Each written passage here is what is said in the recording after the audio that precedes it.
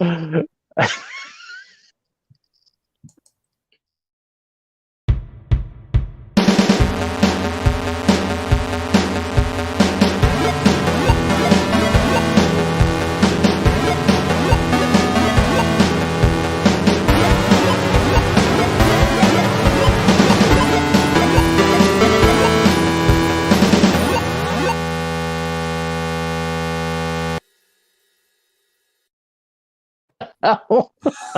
right. Oh, wait. I was trying to press the buttons on my phone. See if I can move it. Hola, amigos, and welcome to the return of Mark Out Mania.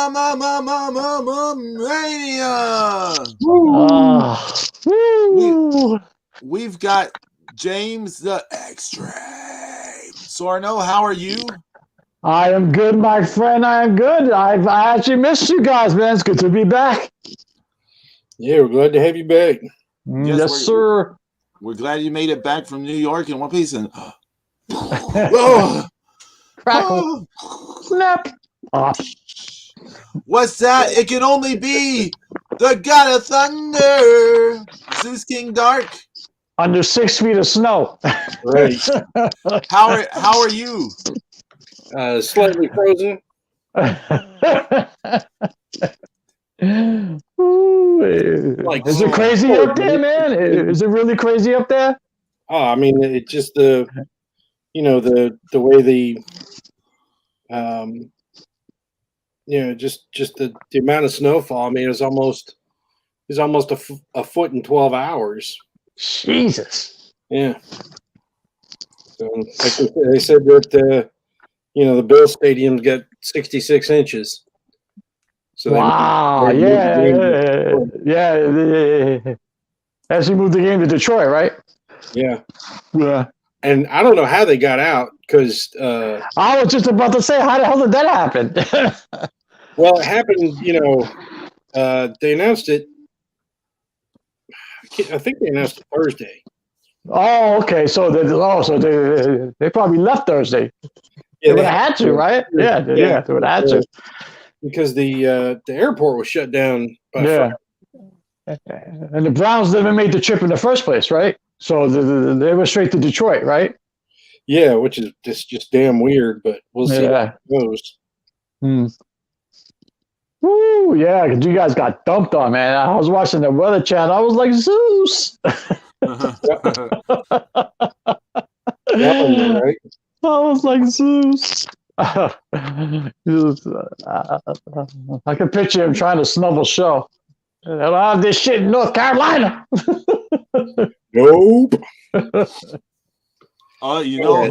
This past 2 years of being here, these past two winters has been more snow than I've ever seen in my entire life. Yeah, well, it's an experience, that's for sure. Hey, James, you said shovel, right? Yeah. Zeus can back me up on this. On Wednesday on Twitch, when I was doing my stream, I would do the looking at cards in the middle of the stream to take a break on my singing voice. Oh, cool. And I was opening these MetaZoo cards, and I've never had a trading card like this ever in my life. I got a shovel card. Really? Right. A shovel. An actual shovel card? I got a shovel card. Yeah. Nice. You should have sent it to Zeus. I know. He sent it to him. Oh my God, it's great. Whoa. We're actually feeling the cold all the way down here. Because on Wednesday it was 85, right?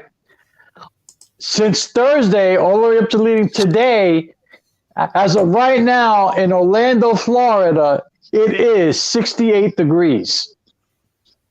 And it was 42 overnight. So, it's 64 degrees right now. So, I mean, to me, I love that weather. But we're feeling it from down here, so it's good though. Let me see what it is over here in Texas. mean, it's bad for users, but it's good for me because I like the 60s. Yeah, I'm sure. I'm tired of 90-degree fucking weather. I'm sure both of you are tired of the damn heat. Yeah, but I was in New York and the weather was bonkers. It was 85 one day, 65 the next. I was like, what the hell is this?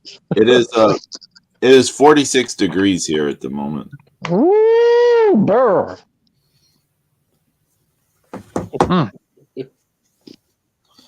Zeus is like, y'all don't know shit. Yeah, I'll show you cold. Yeah. I mean, I didn't know shit for years, you know? Right.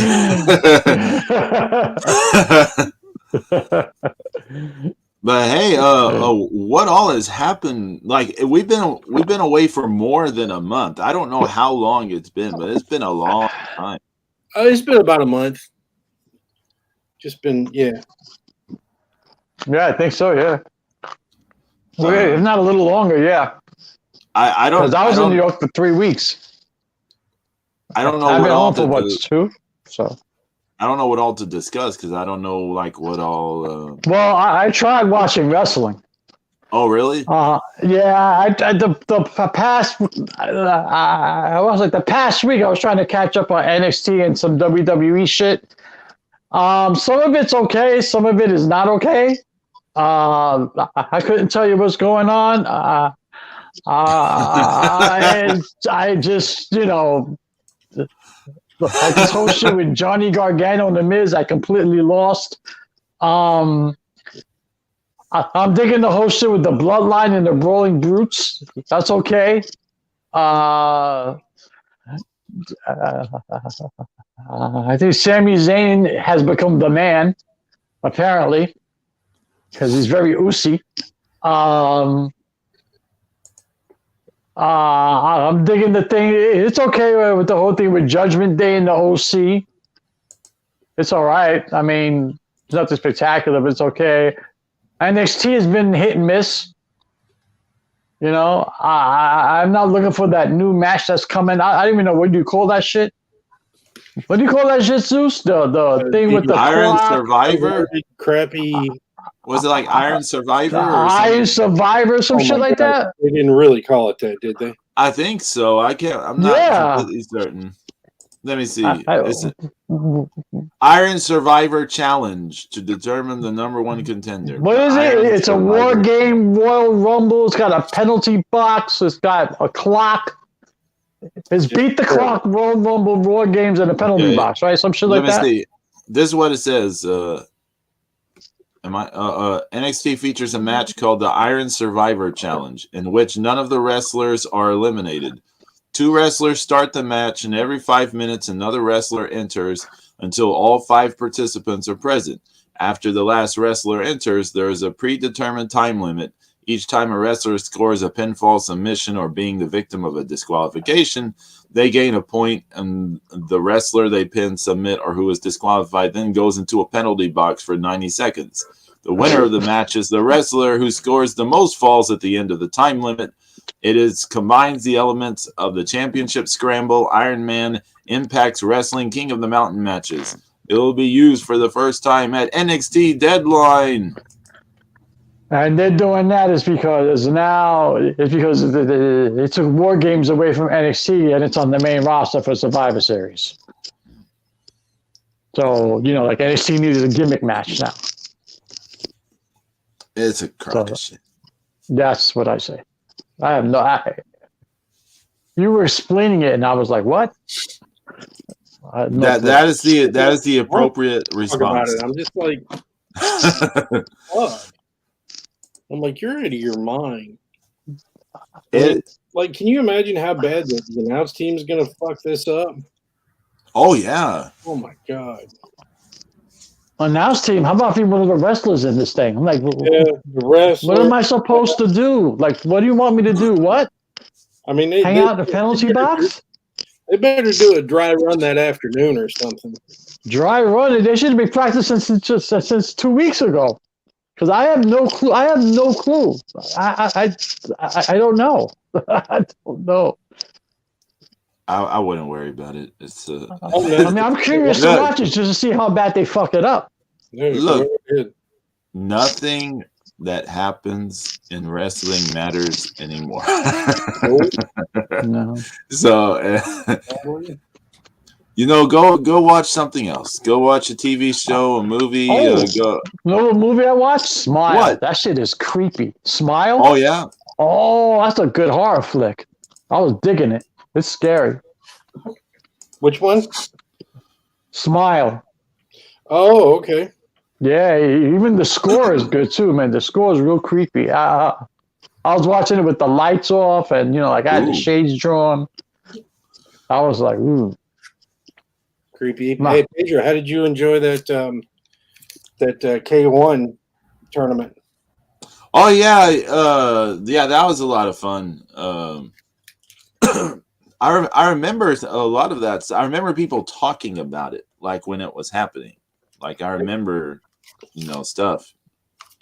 They used to show the like a made for TV version of those K1s on ESPN in the afternoons. Oh yeah. Because that was the first time I remember seeing Ernesto Hoost and Bob Sapp. Bob Sapp, wow.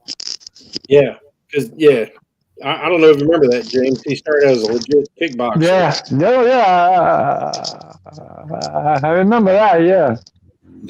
James, I don't know if you saw the chat Zeus and I had a weekend ago or so where we were talking about kickboxing and MMA. I don't think I did. No, I'm sorry. Yeah, we were watching clips from that Glory promotion and the One Fighting Championship promotion out of Singapore and stuff like that. I'm lost in all that shit. I'm lost in all that UFC, kickboxing, MMA. I have no clue. But I'm ignorant to all of it. It's kind of cool. Like watching some of it, I was like, oh, this is what I was missing out of wrestling. Yeah. I was like, oh, yeah. Go. Yeah, I was gonna say. I mean, that's when MMA started, amping up on Spike, and they still had TNA at the time. It's like I couldn't go from one to the other. I couldn't watch UFC. And then TNA comes on. I'm like, oh, this is just fucking shit. Oh, I remember when MMA was on Spike. Yeah, that I remember. There were days Spike would show nothing but those UFC kind of. They would have marathons, right? They would have marathons of not just the Ultimate Fighter show, but they would have marathons of just like an hour of like here are Anderson Silva's best knockouts. Here are XYZ stuff like that. So yeah, I remember they did like the top 100 knockouts of in UFC history one time, and I mean they did tons of stuff. It'd be like 4 or 5 hours. I remember when UFC was getting really big with my friends. That was when I was really getting into ECW. The original ECW. Yeah, I was like, wow. Yeah. So way back. That's the hard days. Yeah. Yeah, my brother Larry was all excited for UFC when they started out. He was getting the videotapes as soon as they were coming out of like the first few shows. He would rent it from the rental stores. He was all excited, like, oh, we gotta see this. So I remember watching some of that stuff. Yeah, it's pretty interesting because like so different from what it's like now. Right. And you see that the whole thing is it's funny because so in Brazil they used to have what's called Vale Tudo. They still have it some, but it's basically pancration. It's just guys, they were, it was bare knuckles, and everything was pretty much allowed. And people must have been getting their ass kicked. Right. Yeah. And it would be in a ring, and like they had fights, that would pull in like 55,000 people. Wow. Yeah, and so everybody knows Helio Gracie as the father of the Gracie family. He's the father of Hoist, who won the first UFC. He won the first two, I guess, and that was the showcase for Brazilian Jiu-Jitsu. But in Vale Tudo, it was Helio's brother Carlos, Carlson Gracie Sr. Was the he was the real muscle of the family, because when Helio got too old, he got beat by this one guy, and that's when they were like, we need Carlson to rectify this. And they said that Carlson he would train on the beach. He would just go pick fights with guys on the beach, but he wouldn't punch him or beat him up. He would just use his power and weight and everything just to kind of smother the guy, just take him down with like hardly any effort. And it's like without malice. It's not like he's not trying to hurt people. He's just like constantly trying to test himself. And I remember I would hear rumblings, and then I remember when Dan Severn, he was part of it, right? Yeah. Him and Ken Shamrock also, right? Yep. Yeah. Okay. Tank Abbott too, right? Yeah. Don Fry. Don Fry. Well, of course, Don Fry. Yeah. Sakuraba won a UFC tournament, the one in Japan. Mm-hmm. And Sakuraba was like the main teacher to Nobuhiko Takada.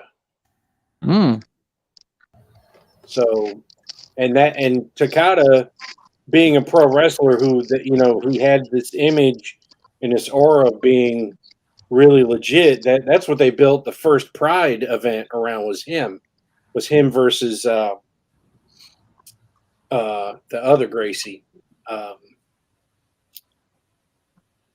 Hickson Gracie. That was the first Pride.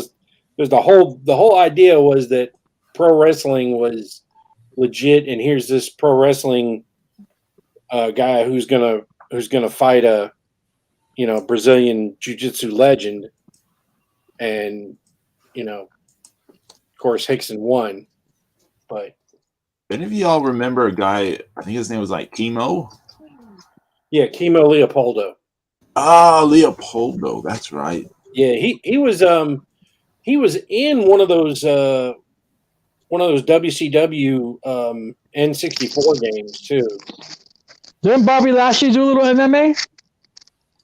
Yes, yeah, he did. Yeah, he did, right? And I give him a lot of credit, because he didn't just try to use his celebrity to get into the UFC to try to make a quick buck. He really liked it, and he started out in I want to say it was Bellator. Hey, a shout out to Brian Bell. What's up, B. Brian Bell? B. Brian Bell, what's going on? It would be 2K22.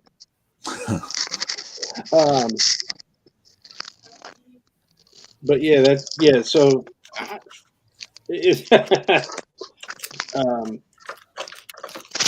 kind of funny. My ex-girlfriend, this guy tried to catfish her and say that he was Chemo Leopoldo. Really? Yeah, it was just she was playing this poker game on her phone, and you play with other people, and the guy's name was he had Chemo as his name. Nice. And this was still in that era where you could still kind of check things out. It's like and like Yeah, I found out really quick he was full of shit. Yeah, I was totally ignorant to the UFC and the MMA.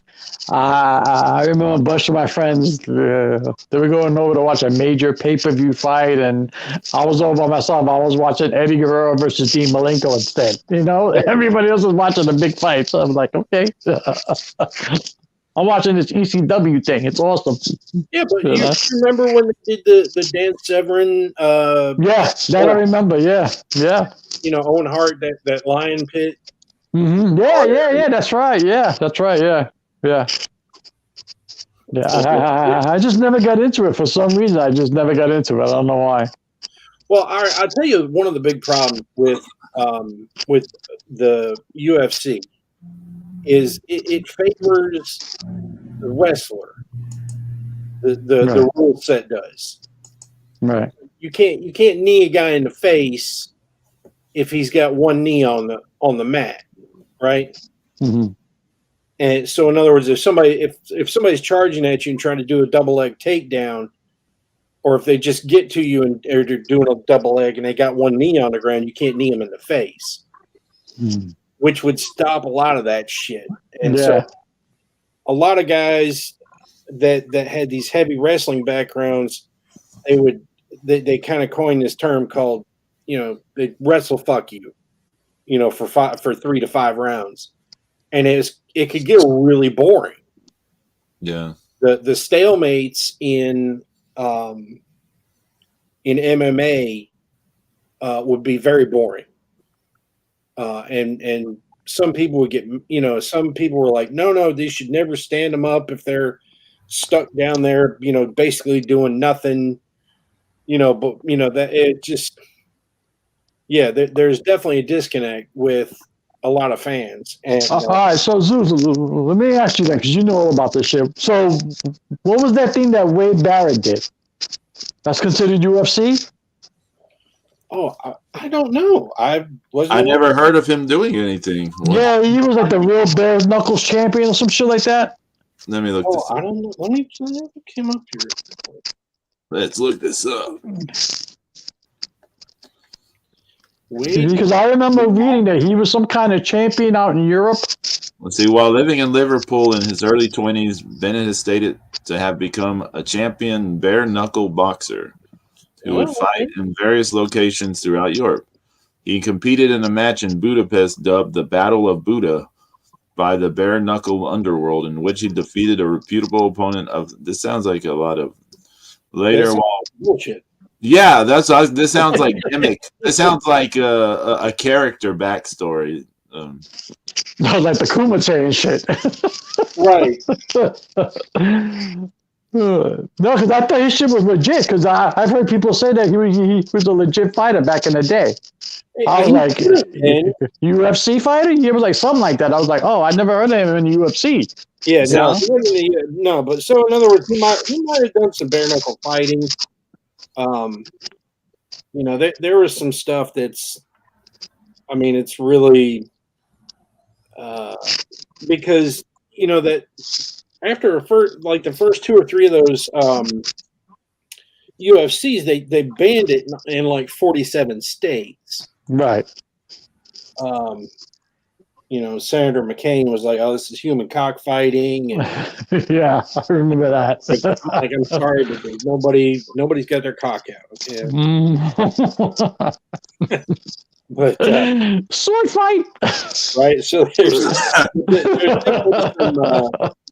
definitely been some underground stuff, Yeah. And it's possible. It's possible, but to me, it sounds like movie. I need my Bull Nakano emote from the Twitch so I can be like bull. Because I remember hearing certain wrestlers back in the day. I mean, this was a long time ago, saying that they wanted to try their hand at UFC, and I used to think, I'm like, you're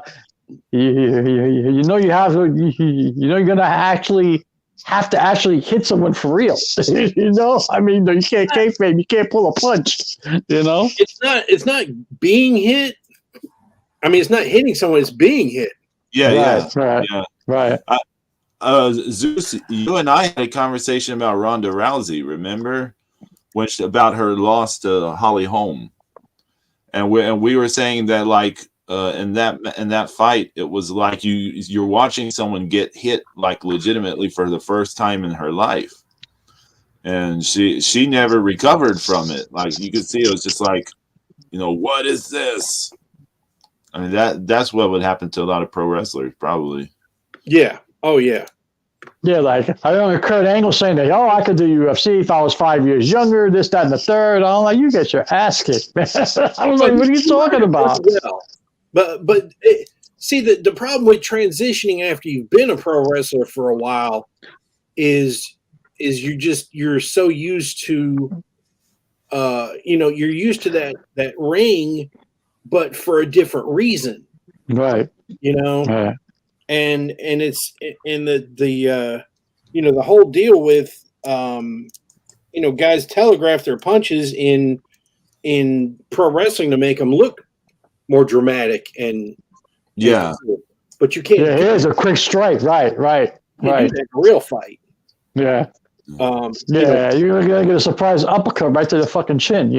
Right. So. Kurt Angle is just an amazing athlete.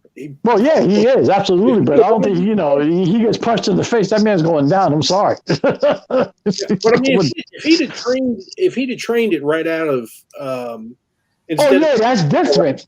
That's different. But after that, spending 10 years in WWE, and then he was talking about, I'm going to go into UFC if I was 5 years younger. I was like, no.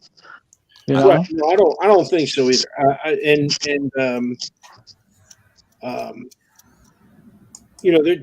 It's just it's like you're just saying. It's just a whole different animal to try to. I remember Billy Gunn saying that he wanted to give it a shot too. I was like, But mentioning Billy Gunn, James, reminds me we need to discuss the most legitimate, hard-hitting, competitive combat sport promotion in the world that's having a show tonight. That's AEW. The sports promotion.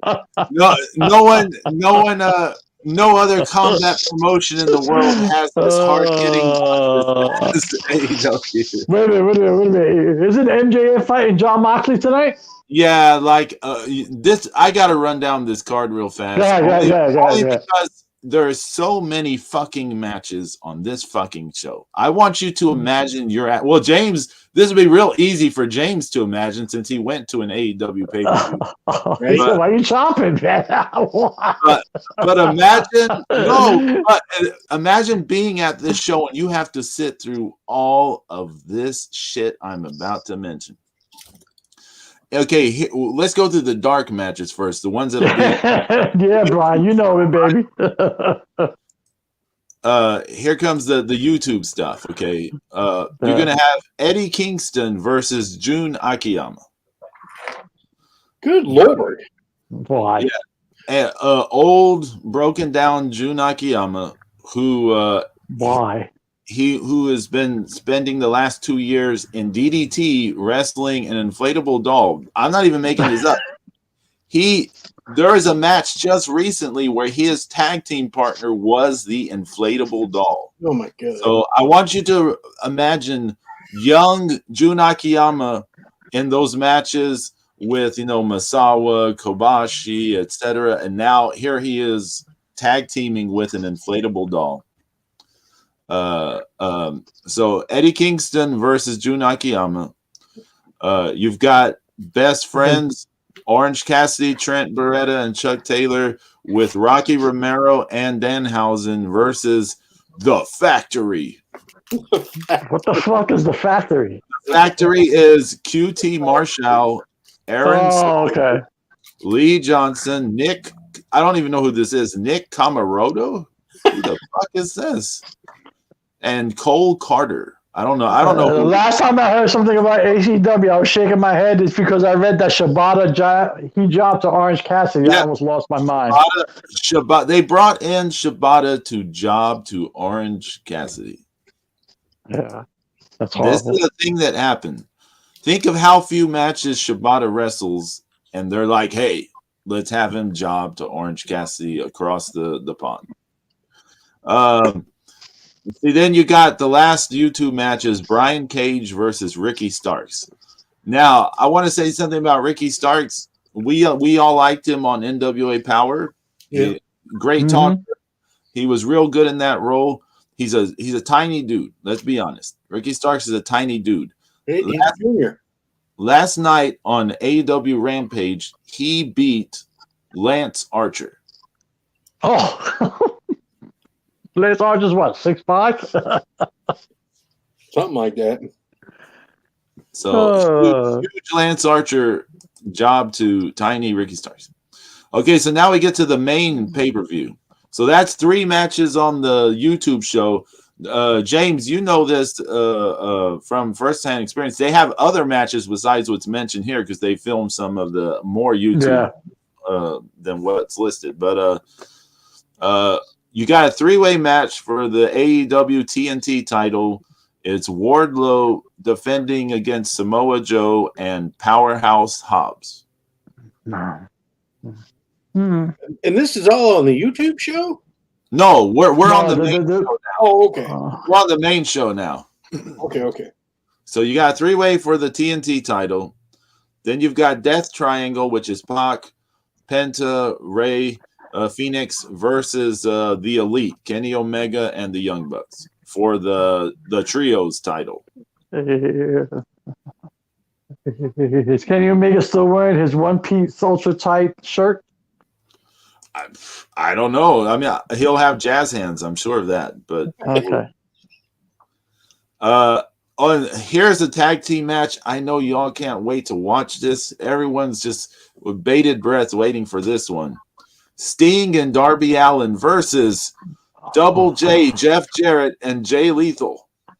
What? Wait, Jeff Jarrett? Jeff Jarrett and Jay Lethal versus Sting and Darby Allin. Oh, someone's going to get hurt.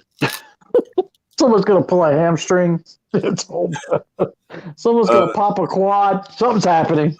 Brian Bell said, man, wrestling was so nice the past month with the Elite Gun. Yeah. Oh, Brian, I'm with you, buddy. For the TBS title, Jade Cargill versus Nyla Rose. Well, that could be hard hitting, but it's going to be ugly. It's going to be ugly. I doubt it will be hard hitting. Luchasaurus versus Jungle Boy Jack Perry.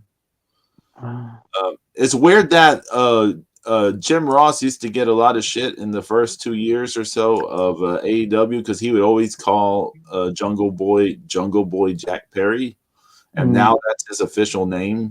Like, was this 3 or 4 years later? Now his name is Jungle Boy Jack Perry. Oh, they enhanced his gimmick. Ooh. Dr. Britt Baker, DMD, versus Soraya, formerly known as Paige. Paige's first match back since years ago. Isn't she like horribly limited in the ring now? She hasn't had a match yet. So I would imagine she is with the neck injuries and stuff. Well, you also got to remember too that DMD, she's got to have like an inflatable nose at this point because. Yeah, how many times are you gonna break her nose? How many times is she gonna break everything? She's broken her ankle, her this, her that. She's been concussed. So has anyone been injured more than Britt Baker in AEW's run so far? I don't think so.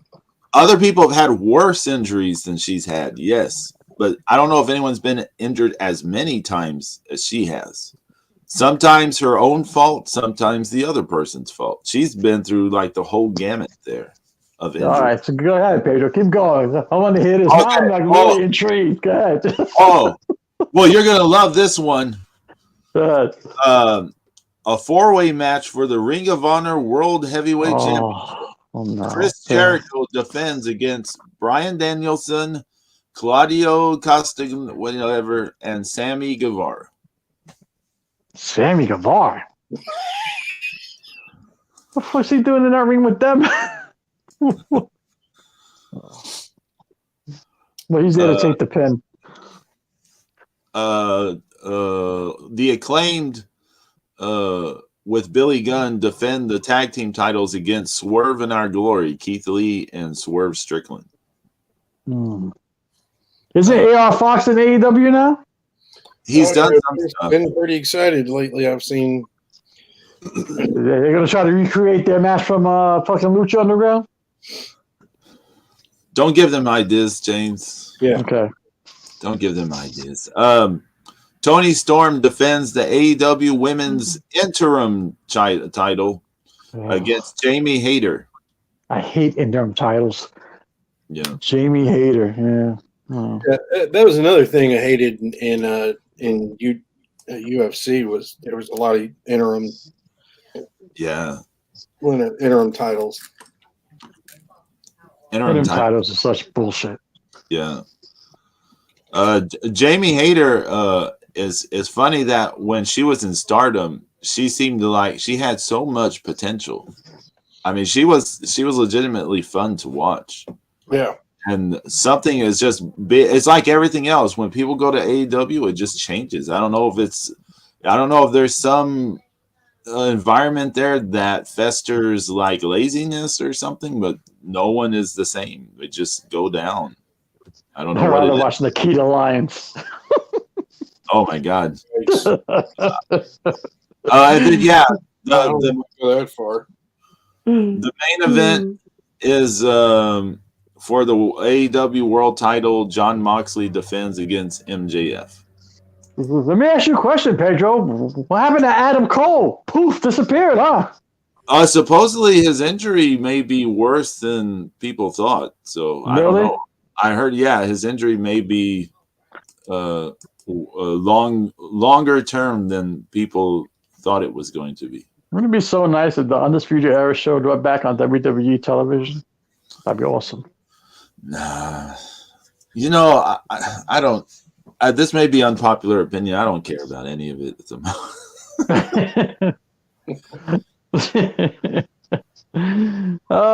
99% chance that Regal turns to 8 MJF tonight. Not bad, Brian Bell. Not bad, Brian Bell. That's a possibility. Although my boy Lord Lux is the biggest MJF guy, and he's rooting hard for him. So we'll see what happens. Whoa! Hold up. What happened? What happened to him being all CM Punk? I don't know. I guess the CM Punk poof disappeared. I don't know what happened. I don't know. CM Punk. I'm sure MJF is going to win because Moxley's not supposed to have the belt anyway, right? Because he was all set for his vacation, and then the whole thing with CM Punk went down, right? Yeah. And apparently that they're having that investigation and they're which is like starting to seem like a sham because that they're not talking about it, and I think they're just hoping that it'll blow over. But honestly, this whole thing is really just. I mean, their buzz isn't there. Yeah. I mean, we see it. I totally didn't even know there was a pay-per-view tonight. So there you go. Right? I didn't even know. Hey, the past month or so, I've seen more than ever before. I've seen AEW fans not happy with the shows, and they'll say stuff like, "Yeah, there's great matches, but the storytelling's not the same." Now we know the storytelling. What? The storytelling there was never storytelling in AEW. I know. That was one of the main issues. See, James, we know this. I've been complaining about it consistently since the beginning of the promotion. You can go back and you can see me watch a whole fucking year of this promotion complaining about stuff. It's all on YouTube for the time being. But storytelling. But yeah, how bad does it have to be if the AEW fans are complaining? Well, this is the thing. You have to think about the perception. So the storytelling's always been bad, but their perception was it used to be great, and now it's not great. Mm. And they're like, yo, we're still getting great matches. And of course, we know they're not getting great matches. No one is getting great matches any fucking where at the moment. So they're not getting great matches. So, but the perception is definitely like shifting, like. But I mean, Tony What are Khan. you talking about, Pedro? What are you talking about? Sting and Darby Allin versus Jeff Jarrett and Jay Lethal's 5-star match, a 5-star match in the making. What are you talking about? Come on. It's gonna be. Fucking Meltzer's ready to stamp it. 5 stars. He's got a little stamp with like the stars. He dips it into the ink pad and he waits. He holds it up in the air for a few moments, like enjoying the anticipation, and then he stamps the match. Oh my God. Muchas estrellas.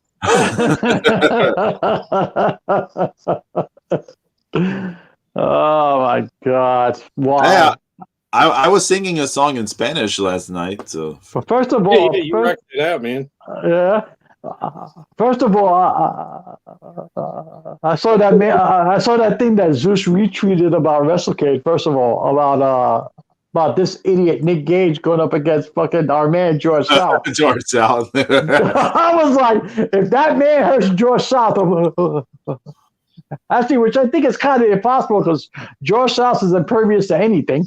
Okay, that man, I think George South will actually shank him for real. He's trying to retire. He's tried to retire for the last 4 or 5 years now. Brian Bell says Dro says no great matches anywhere. He must have missed Ric Flair's last match. I know. Oh, that was a 5-star fucking spectacular. Yeah, fucking Ric Flair ran that royal blue lycra shit to hide his tits. That was awesome. Oh my God.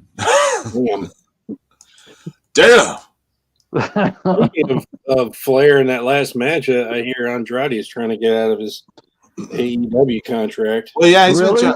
I mean, we were still one of the last times we were doing the show, we were talking about the Andrade situation because remember they like told him, even if you start a real fight with Sammy Guevara, we will not let you out of the contract, and he still went ahead and started a real fight with Sammy Guevara. That happened like way back when the last time we were on the show. So. Why doesn't he want out though? I mean, isn't he allowed to wrestle in Mexico too? So isn't he getting paid both ways? I don't know. That's the thing. I swear to God, that's probably the number one thing that fans we will never understand, and even journalists, because they don't like how many like modern wrestling contracts have we ever gotten to see? Right. True. Like none. Mm-hmm. They keep that shit guarded. Yeah, it's tight-lipped. Yeah, because I think it's all close to the vest. Right, and I think it's because they don't ever want whatever their highest contract is. I'm sure most wrestlers feel that that's not getting paid enough, right? No. And most wrestlers who have never had a big deal, don't want other people to know they're not getting paid great money. Yeah, that makes sense. Yeah. Yeah. No. And so, when it comes to contracts, I think that's one of the things that, that we're never going to be privy to. I mean, we saw that, that Hulk Hogan, that 1994 WCW contract, but that was so good for Hogan. I mean, that literally, it just like, WCW goes on the air. All right, well, I get a percentage of that. Yeah. You ran a commercial with WCW in it. That I'm gonna get it. I gotta get 25 cents for every commercial you run, even if I'm not in the commercial. I mean, that was such a great deal. And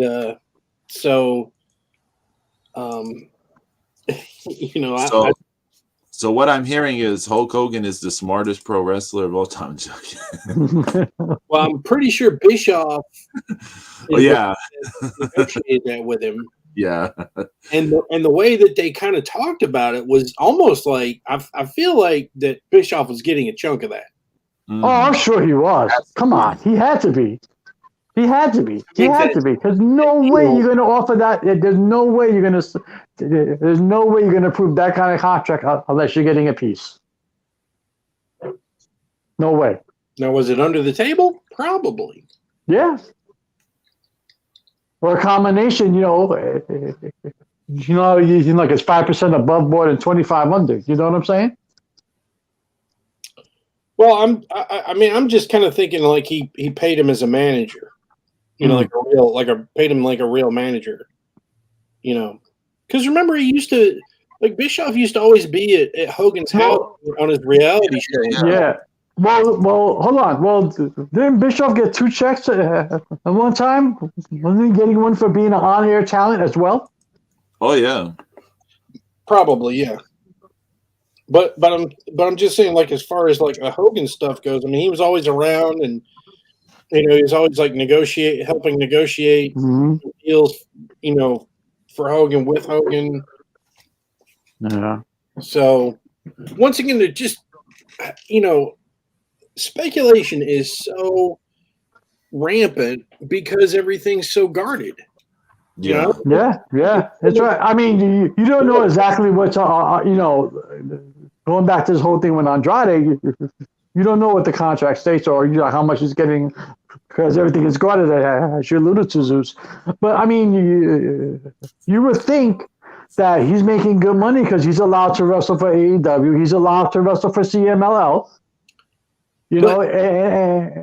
and he does some date. I don't it's think not like he's always on TV. It's not like he's always on TV, so he's not always traveling. I don't think he's doing anything with CMLL at the moment. No. But to me, when people have all these option deals, to me it feels like they're able to take paychecks outside of AEW to kind of help make up the difference because they're not getting paid as much. Right. Fair enough. Once again, that's just me speculating because I don't know because we don't. Right. Yeah, he was doing some stuff with AAA, and then he's done some indie stuff in Mexico. But yeah, him and CML are not like they're not on. No. Yeah, at the moment, you know how this goes in pro wrestling. At the moment, they're done. Yeah. Yeah. At the moment, yeah, you're right. At the moment, yeah. And are the 2 idiots still fucking New Japan World Tag Team Champions? Yes, I believe so. So how the fuck are they not in Tag League? I don't know, man, and that's another whole weird thing that's been going on with them because they're saying that they got removed from the video game. They did this show in North Carolina against I think it was against Brian Pillman Jr. and Brock Anderson with Arn at ringside or something like that. And they said after the match they pleaded that, hey, Tony Khan, we still work for you. Please use us. And then I can't remember. I think Khan had some response to it. I don't remember what it was, but it's just kind of there's just another weird thing, kind of floating around. I think how did New Japan approve of this shit? How did they approve of this? Look, the whole deal with New Japan and AEW is weird. New Japan has gotten nothing really from this. They get supposedly exposure, right? They're supposedly getting this weird, quote unquote exposure by interacting with AEW, but they don't win any single of these interactions. It's always all AEW going over New Japan. They fucked up the Okada appearance, and they fucked up Shibata. Are you saying Sweatpants was not a good way to premiere Okada to the U.S. audience. Don't get me started, Pedro. Okay, they just destroyed that. We did a whole graphic with the sweatpants, Yeah, James. yeah, no, fucking the Mick Foley starter kit. Yeah, brutal. Goodness. I don't understand how New Japan approves of FDR holding the belts and not even be on any of the New Japan cards at all. Nothing. And hello, it's tag league. You would think, even if it's just to come one time to drop the straps, you would think. Be to the winners of tag league. Right, tag league, right. Whoever wins tag league is going to beat them in Wrestle Kingdom most likely. This is why they're not in tag league. AEW probably doesn't want them doing any jobs until they do the one job to drop the belt. Right? That doesn't make any sense. It makes AEW sense. Yeah, it makes AEW sense. But hey, there is a big show going on tomorrow, or so. What's that? In Japan. It's the historic crossover show with Stardom and New Japan. Oh, cool! Yeah. You're gonna have what are some of these matches? Yeah, there's there's some just regular matches, and then there's some mixed tag matches. You've got Chaos. You got Tomohiro Ishii, Yoshihashi, and Yo versus and Leo Rush. The never actually Rush versus House of Torture, everyone's favorite heel faction. That's why Leo Rush became part of Chaos. Yujiro, Sho, and Dick Togo. They missed a chance here to have Yujiro's valet involved in Yeah, Miho. Yeah. Yeah. No. It's Peter, or whatever, how are you supposed to say it? Yeah. Then you've got Queen's Quest, Saya Kamatani, Azumi, and Lady C versus Donna Del Mondo, Thekla, Hameka, and Mai Sakurai. So that's just a straight up match. Then we get to one of the mixed matches. You've got Tom Lawler and Shuri versus Zack Sabre Jr. and Julia. Suzuki Gun, Taichi, and Kanemaru are teaming with Tam Nakano and Natsupo from Cosmic Angels versus Desperado and Doki, teaming with Momo Watanabe and Starlight Kid. So you know which match I'm looking forward to the most. Hiroshi Tanahashi and Utami versus Hiroki Goto and Maika. So I think Tanahashi and Utami are probably winning that one, I would imagine. You've got Los Ingobernables de Japón, which is Naito, Shingo, Sanada, Bushi, and Hiromu versus United Empire, which is Aussie Open, Catch 2-2, which is apparently TJP and Francisco Akira, and Gideon Gray. I saw some card for Gideon Gray, and I was just like, who the fuck is this guy? Yeah. He's the older guy from Aussie Open, right? No, Aussie Open's Kyle Fletcher and Mark Davis. I don't know who Gideon Gray is. I know he's British, but I don't know, or I'm assuming he's British. I don't know. Whoa. Check this out. Chaos, Kazuchika Okada, and Toru Yano are teaming with the Great Muta. Oh. Take on the United Empire, Great Okan, Jeff Cobb, and Aaron Hanare. So you got to put Okada and Muta over. Muta and Okada are teaming. Nice. You got to get... Who the fuck put Toru Yano in that match? Get him out of there. The semi-main is Will Ospreay defending the U.S. title against Shota Umino.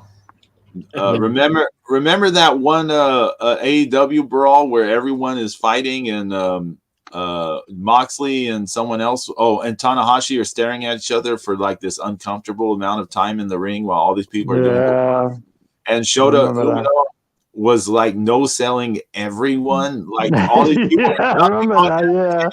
Yeah, and he's just no selling everyone. Jericho, Jake Strong, all these people is like no selling everyone. So he was doing his best Hulk Hogan impersonation. So Will Ospreay versus Shota Umino, and then the main event to determine the inaugural IWGP Women's Champion. It's Mayu Iwatani versus Kairi Hojo. Nice. Okay.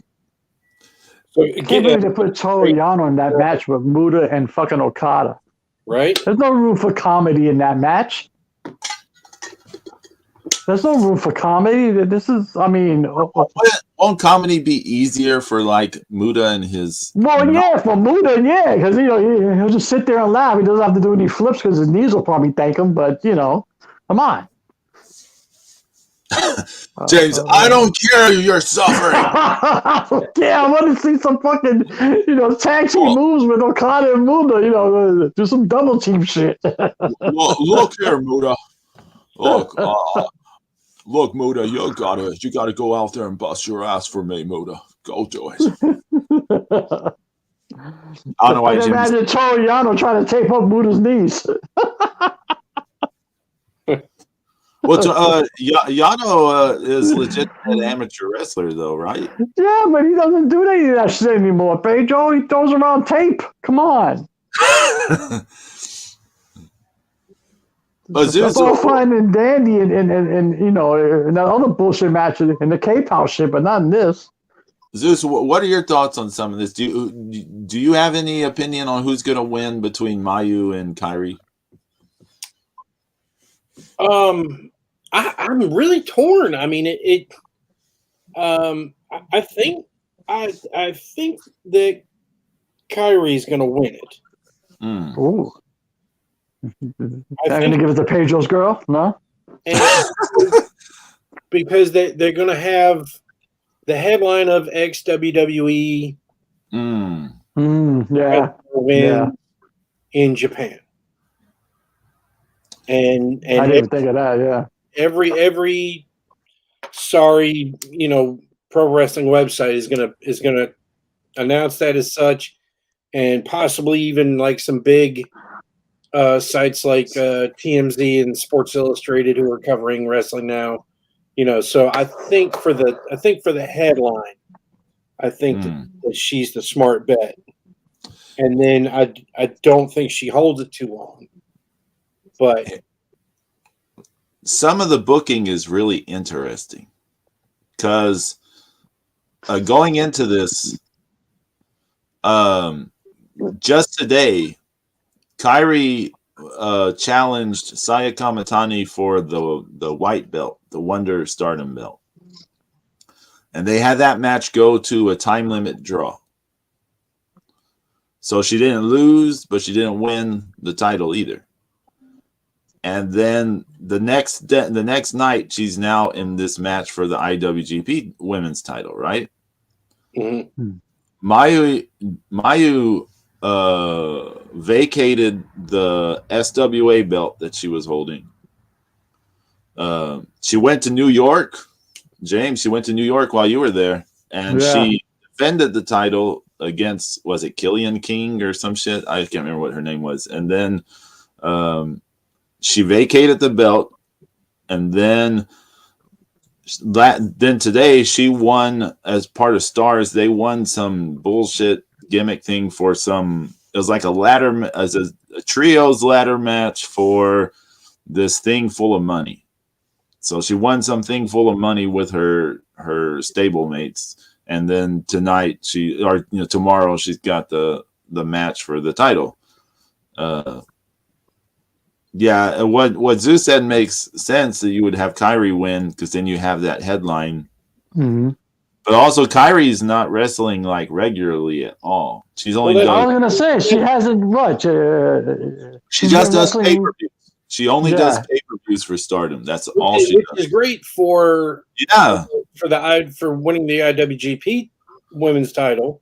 Yes, because it's good if she doesn't wrestle regularly because it's the less tear on her body. We know her body is kind of messed up. So, yeah, beat up.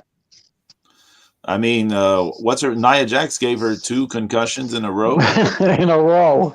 Not spread apart, Charlotte, in a row. and let's not forget, Charlotte gave her like a concussion as well. And that one ladder match, that one tag team ladder match, Asuka and Kairi versus Becky and Charlotte. So she got a number. She had injuries before going to the WWE. Then she got a number of injuries that last year or so in the WWE. And then it took her a while before she could be like competitive again. And she's only doing pay-per-views. So yeah, it would work out better if it was her. But then I go, well, why did they have Mayu give up all this stuff to well, then it makes it more legitimate. Then you don't right. And then you don't see the loss coming. And then also, if Kyrie, why they have Kyrie challenge for this other title the day before this one? Like, all these things are weird decisions, but Stardom is full of weird decisions their entire history. Yeah. Yeah, it's interesting to see how it plays out. So, something a lot of the people are interested to see is how the mixed tag stuff is going to go, because they're supposed to use the rules where when the guys are in, the women have to leave, and when the women are in, the guys have to leave. Oh, it's like WWE style?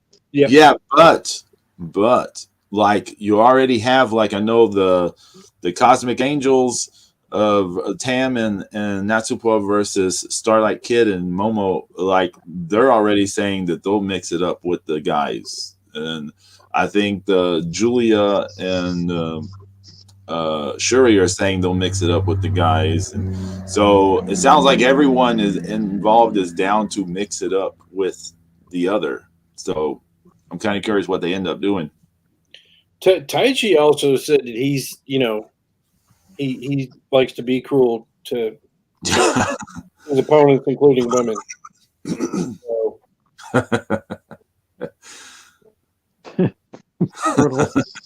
I'm thinking about some pre-show conversation James and I were having.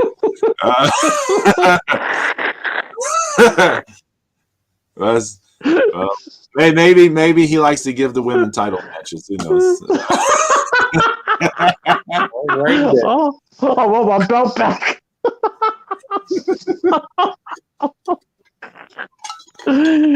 Rematch, bitch. Oh man, that's funny. Next weekend is the Survivor Series, the War Games mess, right? Yeah. They took it away from NXT, so NXT have the, what is that called again, Pedro? Iron Survival Challenge. Oh my god, that sounds like pure pee-pee caca.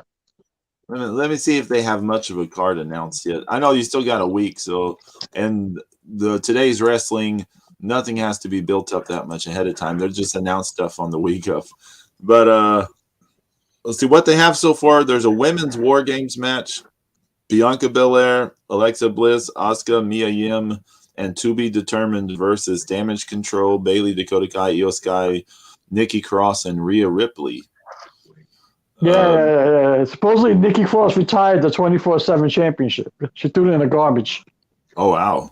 Yeah. It's like her career. Yeah. The men's War Games match is the Bloodline, Roman Reigns, Solo Sikoa, Sami Zayn, and the Usos versus the Brawling Brutes, Sheamus, Ridge Holland, and Butch, with Drew McIntyre and Kevin Owens. I thought Kevin Owens got injured. Is he not injured? He just returned last night for the first time in a long time. He came in last night and he beat the shit out of Roman Reigns. And Roman Reigns sold it. He sold it good. He sold it. Singles match for the SmackDown Women's title. Ronda Rousey defends against Shotzi. Yeah. But they had it on last night on SmackDown. There was Shotzi and Shayna Baszler and Ronda Rousey interfered. It was a mess. Yeah, I saw Shayna. I didn't see it, but I saw the result of Shayna Baszler job to Yeah. Shotzi Blackheart. Mm-hmm. Yeah. You could not fall any further for Shayna Baszler from her NXT days to where she is currently. Yeah, and then Raquel Rodriguez came out, and I don't even know what they're doing with that. So I don't know. And the only other match I see is AJ Styles versus Finn Balor. Yeah, you're gonna have the whole OC versus Judgment Day. He's gonna get involved. Yeah. Judgment Day. So I we'll think we've covered all the wrestling caca going on. Let's talk about some better wrestling stuff. In the graphic that Zeus made just before we went on the air, because we all are like super busy, insane lifestyles here. We all have to scramble for things currently. He has the young. He's got the young bloods. Yeah, you got Mark and Jay Youngblood. Look at that shit. That's old school. And in the snow. In the snow, and that's from the WWC days, the fucking Puerto Rico days. That's awesome. Yeah, like I said, they were on WCW a couple of times, but for some reason they didn't want to get behind him or whatever. It just didn't kick off, which was really weird because they could have used him. Yeah, but they pushed Rick Steamboat and fucking Jay Youngblood. They could have easily pushed Mark and Jay. Just as easily could have pushed them. Yeah, I mean, but this is still. I mean, we're almost at the when they were there, it was almost up to the 92, 93, something like that. Wow, so, really? Yeah, that far in? I want to say so. Wow. Mm. Yeah, but the Youngbloods look good in the snow. Yeah. That was awesome. I was waiting for Snow Miser to pop out and go for the pin. Snow Miser. I have to go wrestle Snow Miser here in a little while. This is probably wrestling Snow Miser. Stuff off my car. Snow count anywhere match. Is your car still there, Zeus? I mean, do you even see it? There's a giant lump where my car used to be. It's about 8 feet tall. Okay, cool. My car's white anyway, so it disappeared pretty quickly. Brutal. It was pretty much by yesterday afternoon you couldn't see it anymore. It was done, right? Yeah. It was very. Like a Snow Miser came in and said, you're not going anywhere. And what's weird is up toward the north part of town, it wasn't so bad in the morning because my boss was like, "Hey, it's not so bad up here. You coming in?" And I'm like going, "Yeah, you're on crack." I went on my phone at 6:30 with a foot of snow on the ground. I was like, "I can't even get it on my parking lot. What do you?" Mm-hmm. Yeah. And then has to. Let's say you make it to work. Let's say you even made it to work. How the hell are you getting back home? Right. Yeah. That would have been the ultimate. So yeah. It's definitely not. That would have been brutal. They said some of the snow plows got stuck. That's when you know it's bad. That's when you know you just keep your ass home. That's it. Done. Buffalo snow trucks are dump trucks. Yeah, they're huge. Yeah. I mean, they are not it's not like a pickup truck. It is a dump truck. Mm-hmm. It's dumping salt behind it and it's got the big the big plow thing on the front. Because I remember I was going to school one day last year and for one of my evening classes, and I got behind 3 of them, and they were all going my way, thank God. and I was able to follow him all the way to just about was all the way to the exit to get to school. That's crazy. That's crazy. Snow, let it snow, let it snow, let it snow. Ooh. Mark and J. Youngblood in the graphic. I would have never expected that in the graphic. That was awesome. The time for Christmas songs is coming soon. No, please. My mother already started that shit. As soon as Halloween's over, it's most of the way over. And as soon as Thanksgiving is over, it's done. As soon as I came back from New York, I went to visit my mom, and she said, "Oh, good, you helped me with the Christmas tree." I was like, "Get the hell out of here!" But it's not even Thanksgiving yet. So true story. True story. When my mom, when Halloween, like before Halloween night is over, okay, she would have all the Halloween decorations off the wall, and then the next day, November 1st, Christmas would come up. So we would have Christmas up like November 1st, like through whenever into the new year. Yeah, Three Kings and all that shit. Yeah. All that shit. the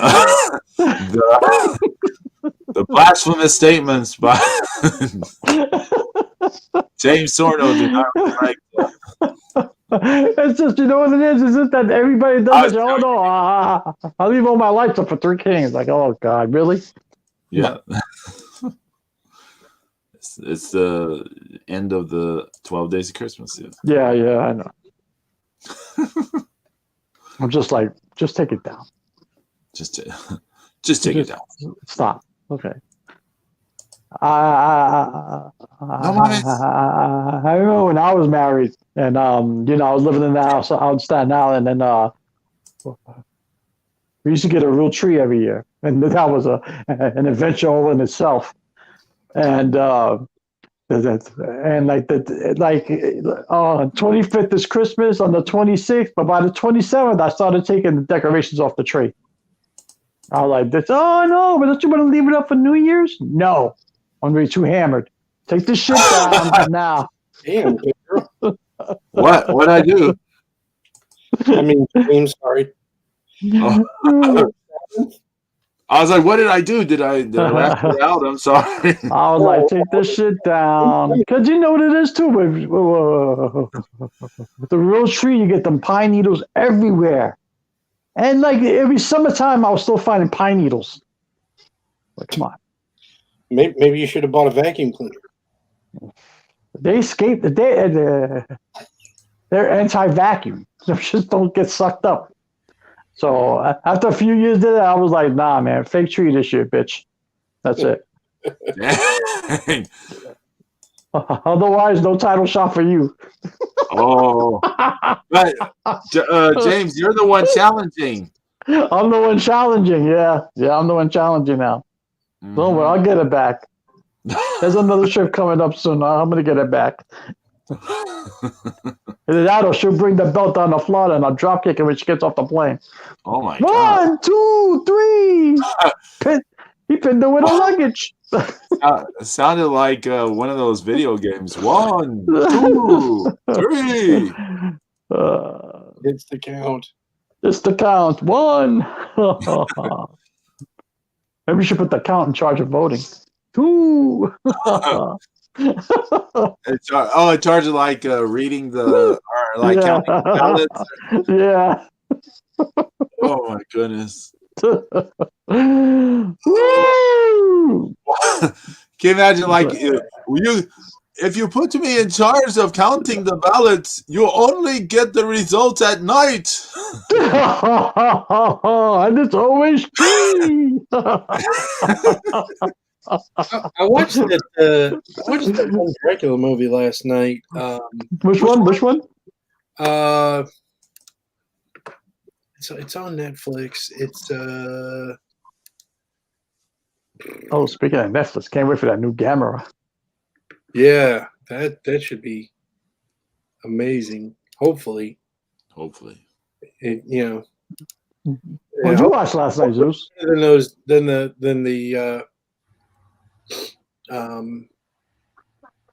than those Godzilla things. What? Those 3 animated Godzilla things. I like those though. Earth Godzilla is huge. Yeah. Zeus is not a fan. Dracula Untold. Oh, I liked it. See, everybody shits on that movie, but I actually like it. I think it's so cheesy. It's good. I didn't think it was that cheesy. I just thought it, it just, well, it was a little cheesy.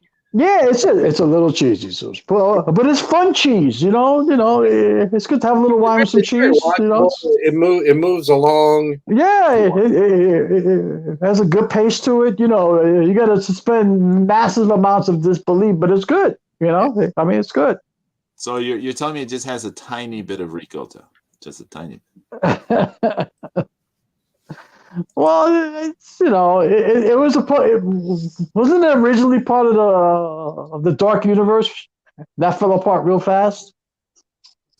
That and the Mummy with Tom Cruise, that shit just ended real fast. Oh, maybe, I don't know. Yeah. So it's a Dracula Untold. Is that what y'all said? Yeah. Yeah, I never saw this one. I've never seen this one. It's not. It's well, it's not Seven Samurai, Pedro. Okay, so relax. Okay, it's a cheese. It's cheese. I'll tell you all a vampire thing that I thought was just outright garbage, but I had to watch the entire season of it. What? Is that interview with the vampire thing? Oh, I haven't seen it yet. I heard it's good. Oh, well, you might like it. Oh, but it's not up to Pedro Boy standards. I see. It's not. It was pretty terrible. If you like acting that is like meant for the theater more so than television, you might like it.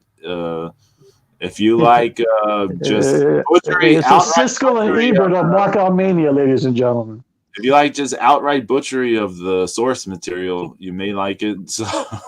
Yeah, I have all the books. I love the books. I love the Vampire Chronicle books. I think they're awesome. But yeah. Yeah, and that guy that plays Dracula. Yeah, that's also Luke Evans, right? Something like that. Yeah, I think so. And he was in the Gary Oldman. Yeah, he was. Yeah. Mm-hmm. I like Francis Ford Coppola's Dracula. It's okay. Yeah, it's his Dracula is beautiful to look at, right? Yeah, the movie stunning visually. Yeah, visually, it was such a beautiful looking movie, but it was it was not necessarily a good movie, but it was very beautiful to look at. Is there a good vampire movie to you, Pedro? There are vampire movies I like. Yeah. Have you ever seen Let the Right One In? Yes.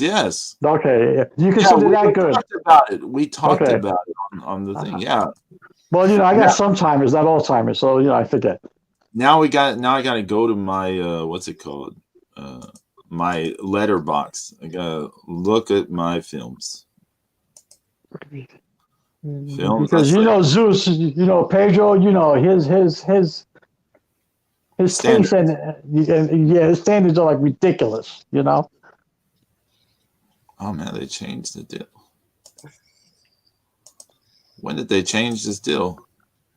They used to have it where I could see according to when I not for nothing. Everybody in the history of the movie maker knows that Blade is the best vampire movie. Period. So there you go. Right. Ain't that right, Zeus? That's right. Nobody fucks with Wesley Snipes. Come on.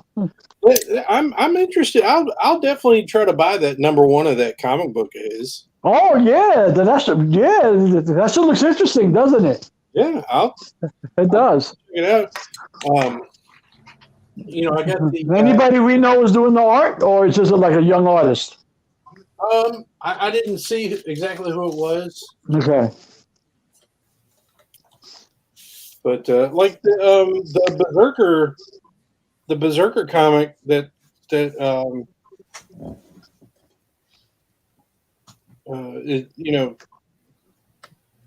written by Keanu Reeves and another guy.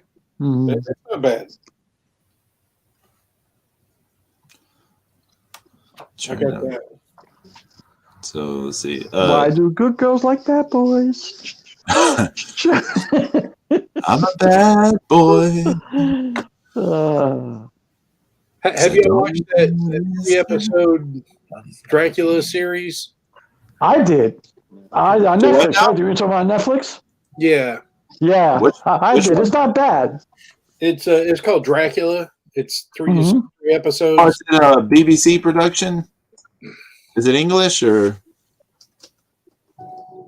I believe. I don't remember. Or wasn't it? There was a BBC. It's good though. It's about like the castle. You're stuck in the castle, some shit. Yeah, I watched the first episode. I haven't watched the rest of it yet. it was good. I enjoyed it. You know.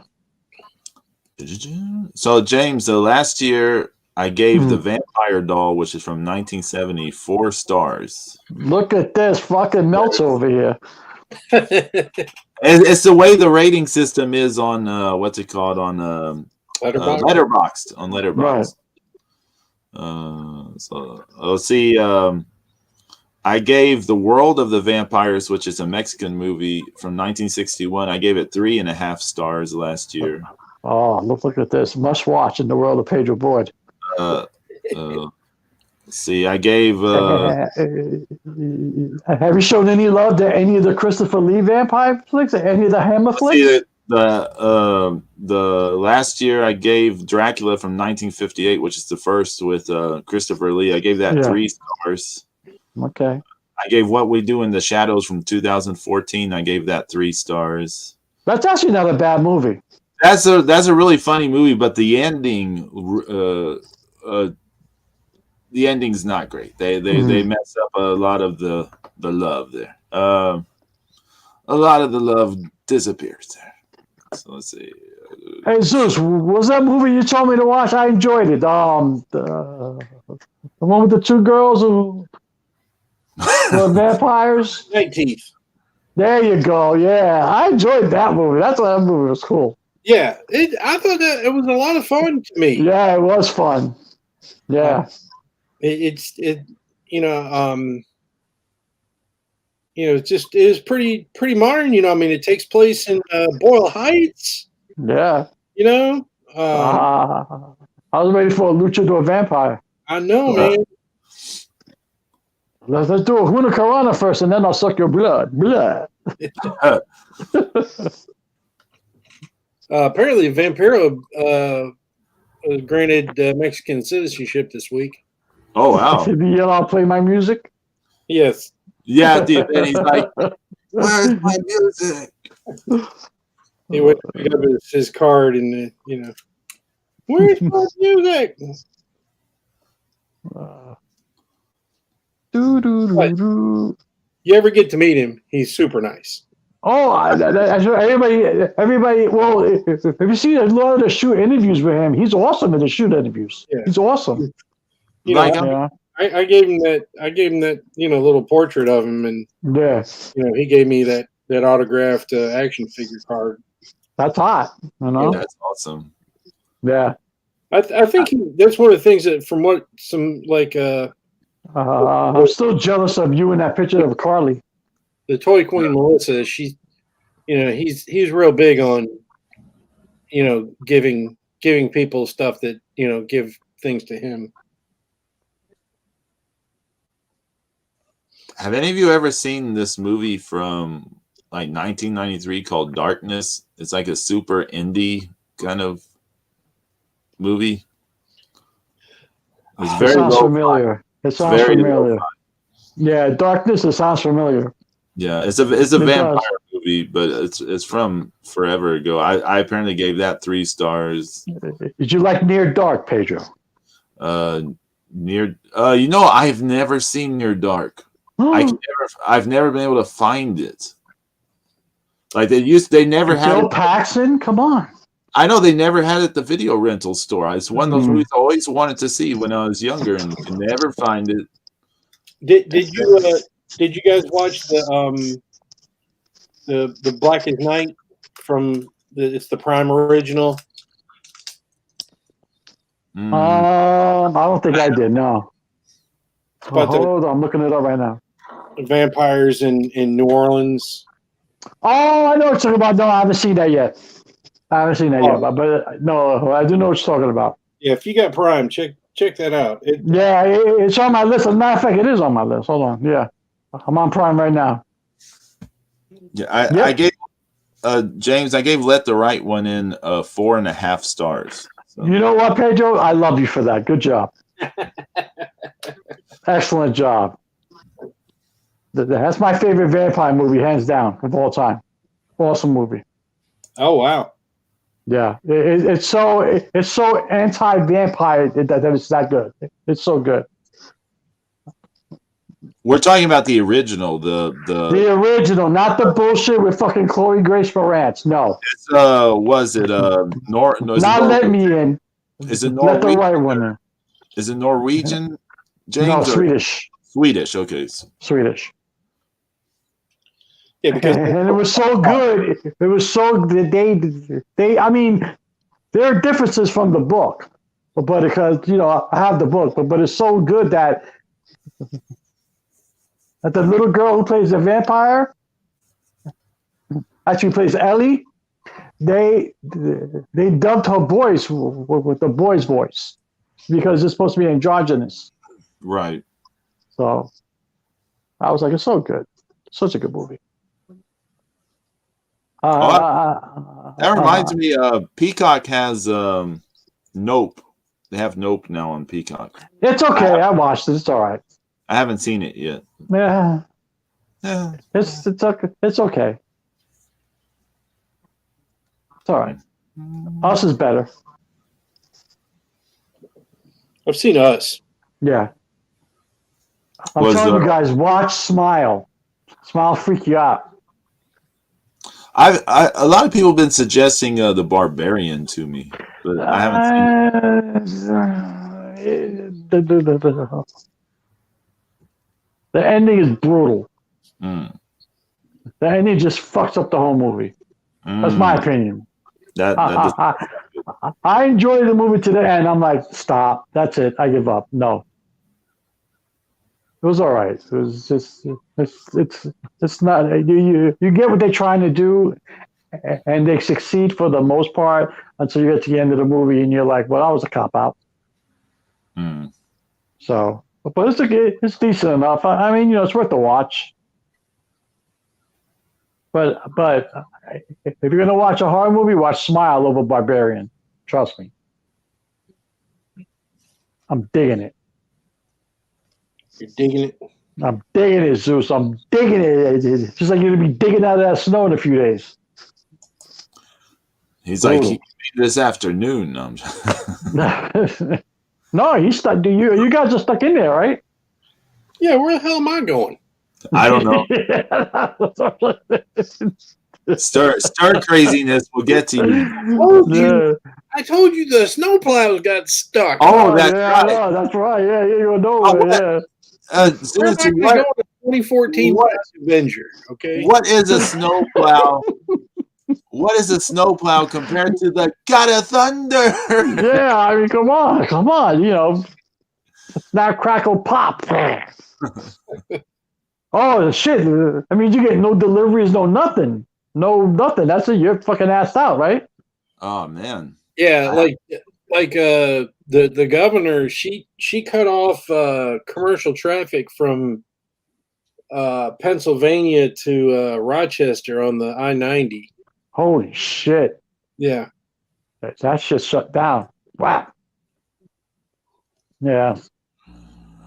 I hope you guys got plenty of water, food, and everything. Kept people, from truck drivers idiots stuck in the snow. Yeah. Well, you always got those idiots who need to go out there in the snow. Oh, it's 10 feet of snow. I need to go out and drive. You're an idiot, Yeah. You know how people That are. happened to my in the Bronx. I knew this guy who was like, every event, he had to be outside. It was a monsoon. I got to be outside. In the snowstorm, I got to be outside. Yeah. That, Was he a weatherman? What the? I remember one of these blizzards happened, and I mean, it was bad. Like, I mean, they shut shit down. And he had to be outside. Yeah, the fucking idiot ended up getting frostbite in his left hand. Yeah. Damn. But that's what you get for being a dick. I said, "Oh, I'm warm. I'm toasted." That's what you get. I'm saying, Thank God there was no social media back then. People did stupid shit just for the sake of doing stupid shit.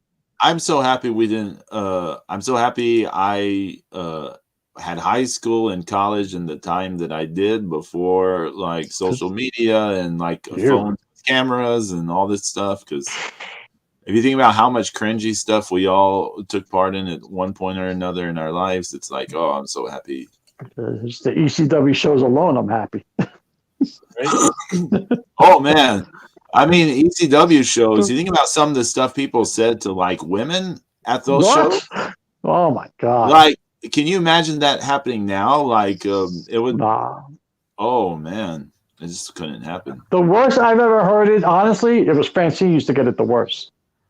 Yeah, she got it. But I saw people like when the one ECW show I went to, there was a girl in the crowd getting it really hard from. Oh yeah, girls in the crowd got it too. Yeah. Oh yeah.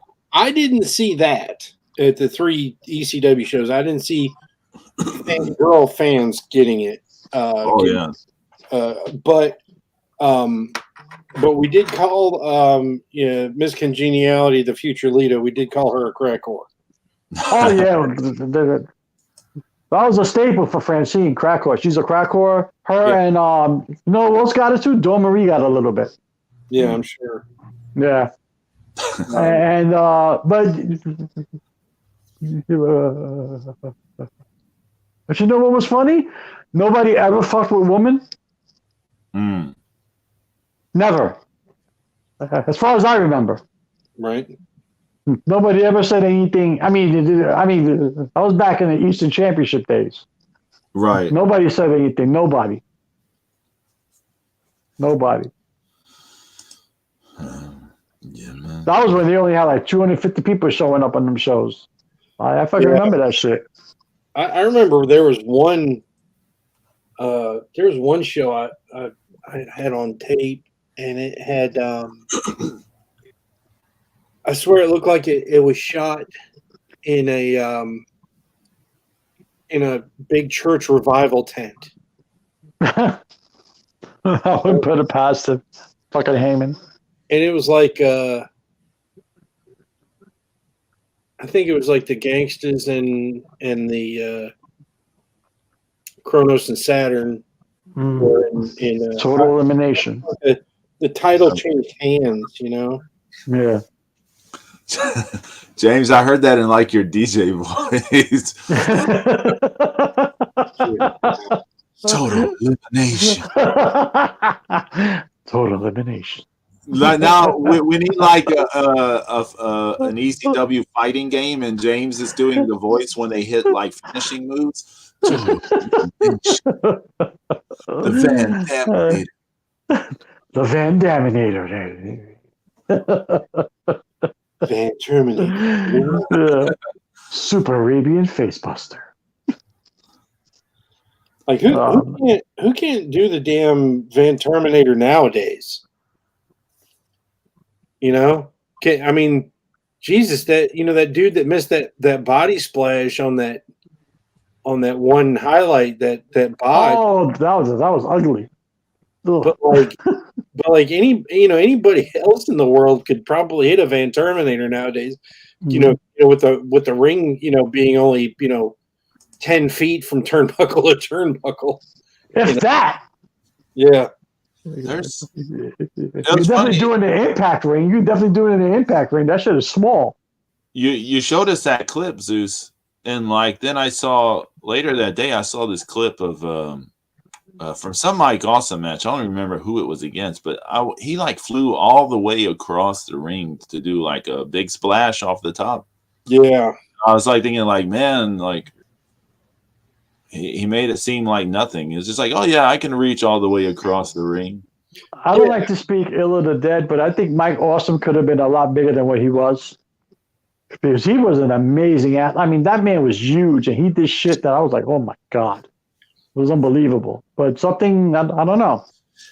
I don't know. Well, the thing was when he got to WCW, because he was, what, 6'4", I think?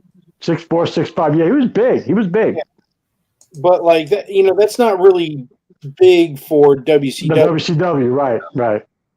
And I think that might have been part of the problem, was that they kind of expected him to be a little bit bigger. They're saying on Wikipedia saying he was 6'6". That's his bill. Is his bill? No, he was not 6. That's no. He can't. He was not. He was big. He wasn't that big. I mean, you can't go by the build height. Yeah. Anyway. That was the. I mean, look. I think they were trying to make him fight a big man's fight where like in reality he preferred going off the top rope and doing shit like that.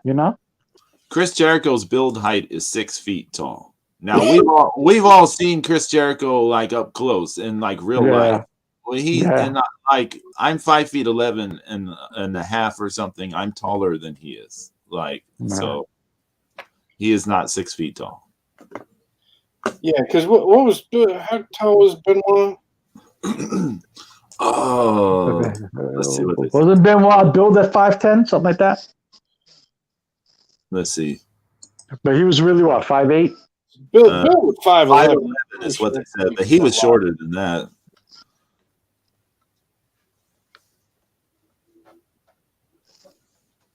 No, he wasn't Jonathan Gresham short.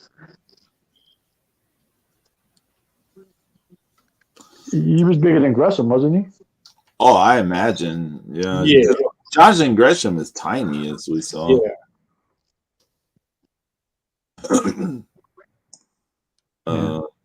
Yeah. His build height is 5'4", which is about right. Big Muggsy Bogues. Yeah. But I thought Awesome could have been better. Again, I think you're right, Zeus. In the WCW, he wasn't as big as everybody thought he would be because size-wise. And you're probably they probably matched him up with big guys like Hall and Nash and all the big guys. Obviously Hogan and shit like that, and Horace Hogan and all them idiots. And they weren't doing the Masato Tanaka thing with him. But that was his claim to fame.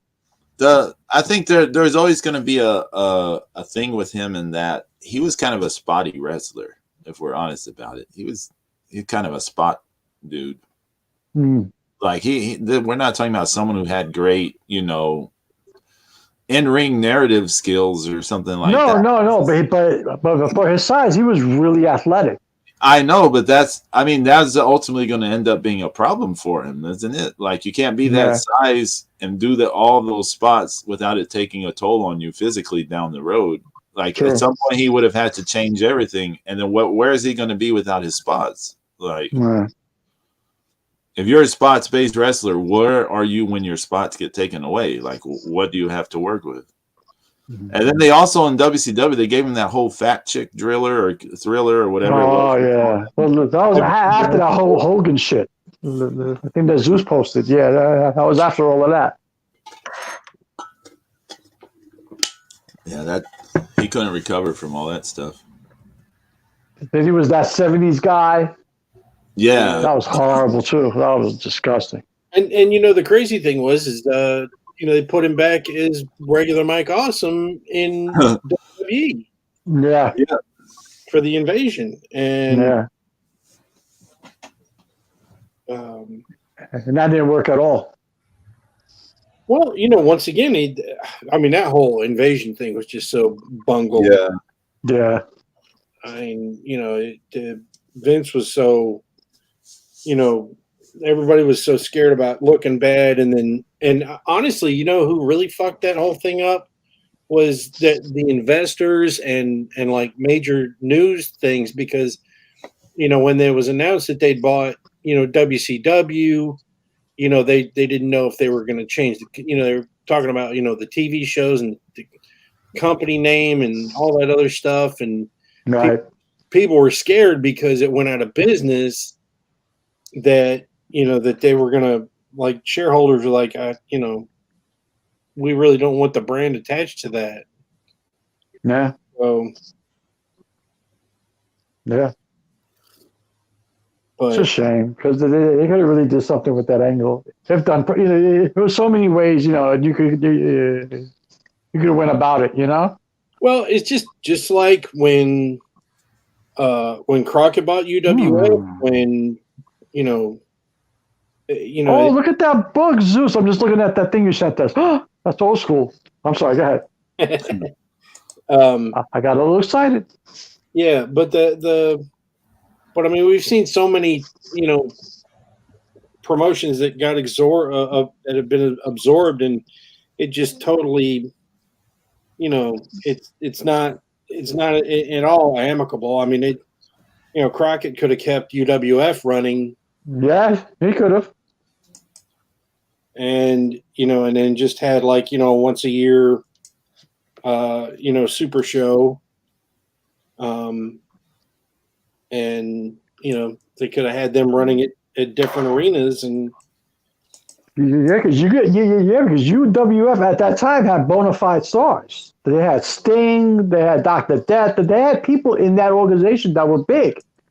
right, but they had it. Were already getting, like, pulled over. Yeah. They were already, it was that weird, like, that because they were going out of business, people were like, okay, well, let's, get in with Crockett, because, the economy, shit the basket in Louisiana. So I think if Vince didn't let his ego fucking run him wild, he could have did it where, like, he could have had the WWE champion at the time. I mean, like, whoever it was, at the end of a Nitro, show up fucking wearing the WWE championship. Do something like that. Fuck with everybody's head. But once you announce that it was brought by Vince McMahon, it ruined everything anyway. Yeah. Because there was no way. There's no way to keep that under wraps, and Vince didn't keep it under wraps himself. I purchased WCW. Yeah, you're an idiot. Yeah. Well. So, anyone got anything coming up? Anything to plug? Yeah, it's already 12:45. Damn, man, we were sitting here flapping our gums. I love it. Yeah. It's been a while. I know. They're just shooting the shit with the boys. I love it. And then fucking Pedro with his Melter 5-star movie ratings. I think we should dive more into that, Zeus. You know what I'm saying? So we kind of fucking 5-star Melter movie ratings from Pedro. I can let's see. I can pull up what 5-star films. What movies I've given 5 stars. I think that's an episode in the future making. The whole rating system by Pedro Boyd. We get to chop on his picks. How do you make that a 5-star? How is that only one? How dare you? Wesley Snipes is the greatest actor in history. Chris Christopherson is the man. Let's see. I mean, his acting was unparalleled. I mean, look at that limp. Old man. Like hammered shit. Hey, Zeus. There you go. That was awesome. Did they announce who's going to play the new Whistler yet? Do what now? Did they announce who's going to play the new Whistler? Oh, I don't know. I hadn't heard. About maybe Delroy Lindro? Who? No, Delroy Lindo is, right? Not off the top of my head.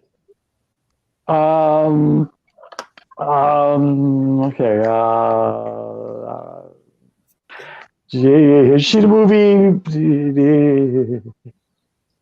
Did you see the movie Get Shorty with John Travolta? Okay. Did you see the movie Devil's Advocate? Yes. Okay. You remember the black guy who was cutting up the chicken? Oh yeah. Okay, him. Yeah. They were talking about rumors. How's that? He's going to play Whistler. I was wondering if they announced anybody else. He's good. I like him. He can do all kinds of stuff. I like Mahershala Ali. He's going to be excellent as Blade. His name Mahershala Ali. I'm sorry, that's his name. Hopefully they'll write it well. Yeah. And it has to be a Wesley Snipes cameo, right? I mean, you would think. I don't know about that. Come on, you got to. It's Marvel. They have more than enough money to throw at Snipes. I'm not saying they should not do it. I'm just saying I don't see. I don't know. You never know. You never know anymore. Yeah. I would say things lean against it, but. Did anybody see Black Panther yet?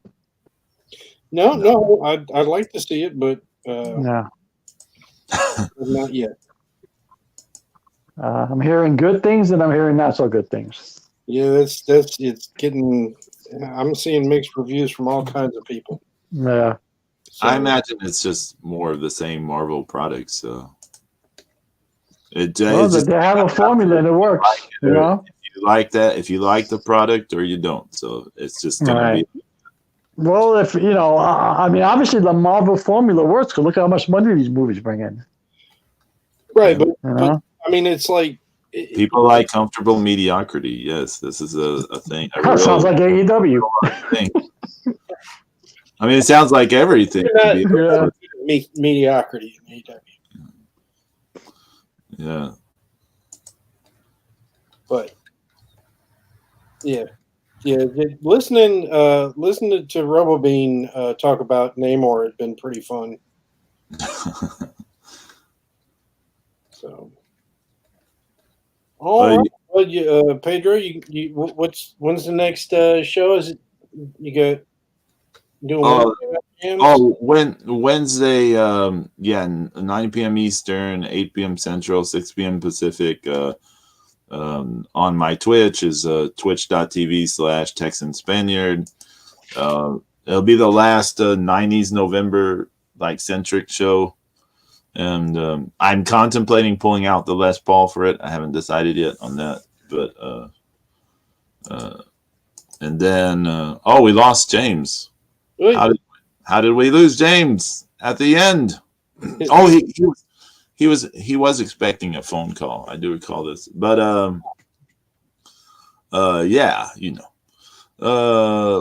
want to do something for Black Friday, but I just can't think of a gimmick yet for it. So it'll probably just be a regular show. But every song has to have the word black in it. I'd have to find a ton of songs with the word black, I don't know if there's any song with the word black in my streamer song list. At the moment, everybody check out the streamer song list. Everybody except me. Brian Bell long shot. Wait. Let me get James back in. James, hold on. Yeah. Hello. Yes. Hello. Yes, we hear you. We hear you, James. You guys hear me? Yes. I don't know what the hell's happening over here. Brian Bell has a long shot. Anyone ready for the World Cup starting? I will be following it on Peacock because you can watch the Telemundo things live on Peacock. You can watch their thing live. So, because I don't have myself, I don't have any cable or satellite. The rest of the house does, but I don't. So the only way I can follow it is on Peacock. But I am, kind of curious to see how it plays out because there's so many questions around this World Cup. There's just so many weird things. We've never had a World Cup so late in the year. We've never had it, in conditions like they are in a country with the weird, rules and laws that they have and potential for insane discrimination that could be happening. There's just so many questions around this World Cup. We just don't know. So I kind of want to see it, but I don't know what the times are. I haven't checked the schedule because I don't know what the time is in Qatar versus here. I don't know how that plays out. Yeah, I think it's around 6 to 8 hours before us. Brutal. So like a night game there would be an afternoon game here. Let me see if Peacock has like a schedule for it or something. Maybe.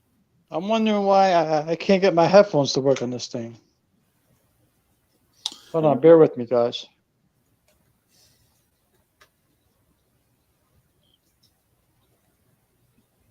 Bear with me.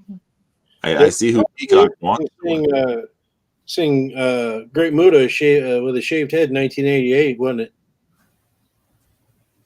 Oh yeah, I haven't looked at that yet, but yeah, it's just he wrestled some jobber he might not be a jobber, but like James, the guy was short. So yeah, he was real short. For us, the timing for the first match, which is Qatar versus Ecuador, will be at 8 a.m. I don't know if this is Central Time or Eastern Time they're mentioning. So, in the morning tomorrow. Oh wow! So if you get up at 8 or 9, it might be on. We lost James again. But